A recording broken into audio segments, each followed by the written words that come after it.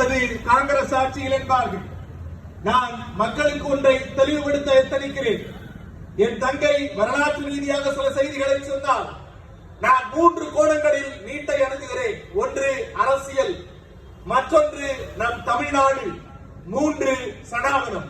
இந்த 3 படிநிலைகளில் ஆராய்ந்து பார்த்தால் தமிழனுக்கு, தமிழின் வளர்ச்சிக்கு, தமிழனுடைய உயர்வுக்கு இந்த சனாதனவாதிகளால் போடப்பட்டிருக்கிற தடைதான் இந்த நீட் என்கிற அயோக்கியத்தனம் என்பது வெட்ட வெளிச்சமா. முத்தமிழறிஞர் டாக்டர் கலைஞர் கடிதம் எழுதுகிறார்.